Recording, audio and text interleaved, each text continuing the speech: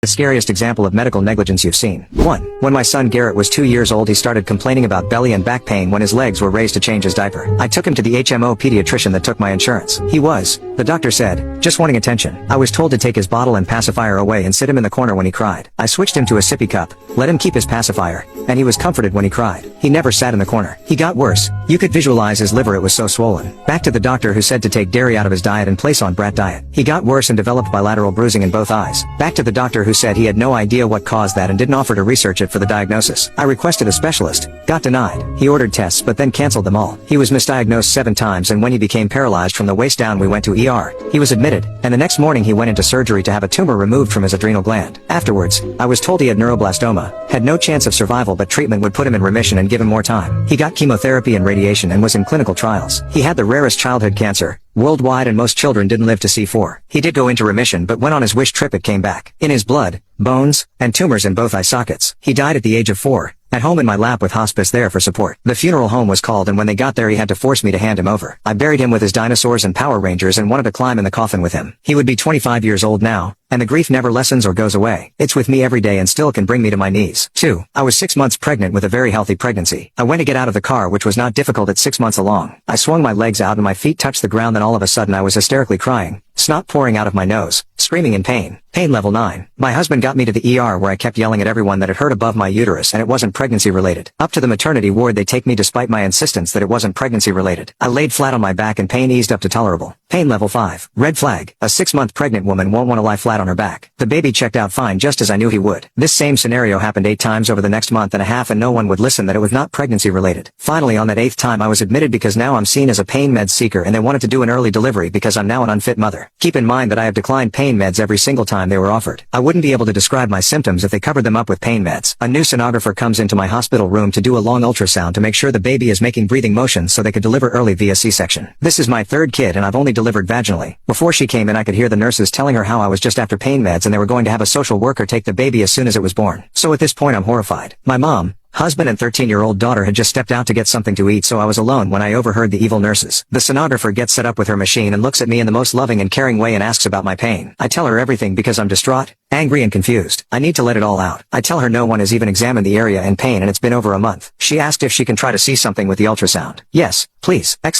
She puts the wand above my uterus, squints at the screen and says, "What is that?" Then she says, "Bear down." So I did and she completely freaked out. Ran out to the nurse's station and proceeded to yell very loudly at all the nurses about negligence and how could they do this to another human being. It turned out that an internal incision from having my gallbladder removed had ripped open and my intestines were bulging. I finally got to see a general surgeon and get some answers. He left my room door open so I could hear him chew out the nursing staff and my midwife. It was glorious. I delivered at 40 weeks with a very easy labor and delivery. The baby was perfectly healthy. The surgeon repaired the hernia and life is good again. 3. I had a 38-pound ovarian cyst removed when I was 16. You read that right? 38 pounds. The surgeon drained a total of 5 gallons of fluid, 18 liters, and reduced it to the size of a basketball before removing it along with one of my ovaries. The negligence wasn't on his part. It was a couple years before the surgery when I visited an urgent care clinic because of the severe pain I was experiencing during my menstrual cycle. The nurse practitioner barely examined me and gave me a prescription for IBS and sent me on my way. My poor dad, who was raising 2 girls on his own, didn't think to question the diagnosis since female puberty wasn't his strong suit. I just dealt with the pain and tried to lose weight. People were always asking me if I was pregnant. 2 years later, I was one of 7 passengers in a 4-door sedan that was involved in a high-speed accident. No one was seriously injured because we were packed in like sardines. But my dad wanted me to go get checked out anyway. The nurse at the ER thought I was pregnant, and I said, "Unless I'm the next Virgin Mary, there's no way I'm pregnant." She didn't believe me and made me get an ultrasound, and that's when they found it. 2 weeks later, I had surgery. I was told that even though it was benign, it would have crushed all my organs within a year. It started when I was about 11, so, for 5 years, it just kept growing. I didn't realize how much pain I was in until it was gone. That car accident saved my life. 4. My mother's. She kept going to the on-site clinic at the university where she worked as a janitor, where all of the employees were encouraged to go because of lower co-pays. She was having pains in her arms and back that kept getting worse. She would call me, telling me, not really complaining, as that wasn't her way, that it was a strange pain that was all the way to the bones. Her PCP was a young, male doctor. I've never met him, but I like to imagine he had a handsome, punchable face. Every time she went in, He and the nurses would laugh off my mom's concerns. You're not getting any younger, you know. Here are some NSAIDs. It's just arthritis. This went on for months, even when my mom would tell them that the pain was so bad she couldn't physically turn the steering wheel in her car. No blood work, no x-rays. Finally, it got so bad my sister convinced her to go to urgent care. One x-ray showed her bones lit up like Christmas with tumors. Stage 4 multiple myeloma, over 95% of her bone marrow involved, the most aggressive genetic variant. Over 2 years, she underwent 5 stem cell transplants, lost all her vitality, became a shell of the woman who had navigated a lifetime of trauma and abuse with humor and compassion. She died on a Saturday. It was cloudy and cold, and I left my 6-month-old daughter 1,000 miles away to be at her bedside. My beautiful daughter who has her curls and her mischief, and the same stubborn tenacity. My brilliant daughter who has no memory of a grandmother who would have set the moon in the sky for her. All because some arrogant doctor didn't believe a middle-aged woman and didn't want to bill the university's insurance plan for an x-ray because come on, she's probably just overreacting to some arthritis. After all, she was just a janitor. What could she possibly know? 5. I knew a lawyer who represented a young lady in her malpractice case, and 1. She went skiing, crashed and broke her leg. The doctor set it and cast it, and sent her home. She kept complaining of extreme pain,